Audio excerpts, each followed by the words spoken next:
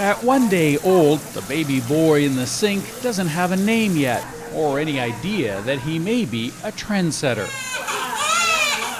Among the first in what Beijing city officials hope will be a mini baby boom. Hi, 说叔叔好. Couples like the Wongs are taking advantage of the loosening in China's strict one-child policy to give their daughter a little brother.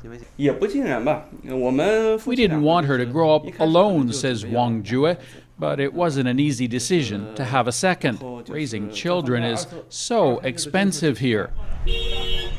That's why even China's biggest city may see only an increase of 50,000 births this year, hardly the surge of millions experts say the country needs.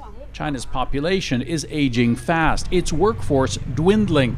That's a global trend accelerated here by the one-child policy. China, as a matter of fact, compress this 100 year or 150 years process into a matter of 30 or 40 years.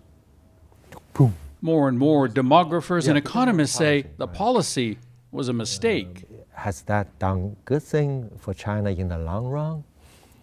Probably the answer will be just no. When the one-child policy was introduced in the early 80s, it was meant to prevent a population explosion. At the time, many Chinese families had 5 or 6 children.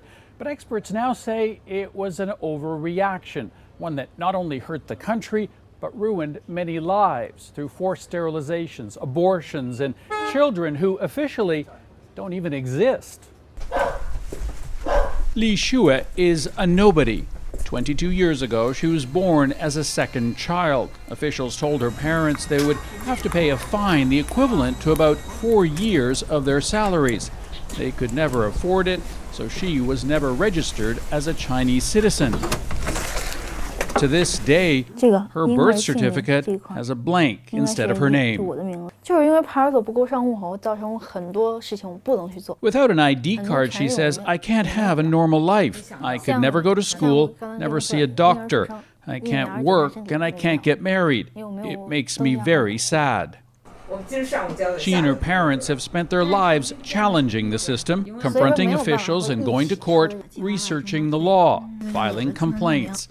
They describe being followed and arrested and beaten up by police. They threw me to the ground, her mother says. They kicked us in the head and on our backs.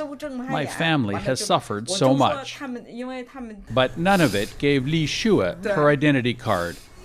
She is still illegal, officially a nobody, despite declarations from the top that this kind of thing won't happen anymore. Despite the fact that second children are now very much welcome in China. Sasha Petrusek, CBC News, Beijing.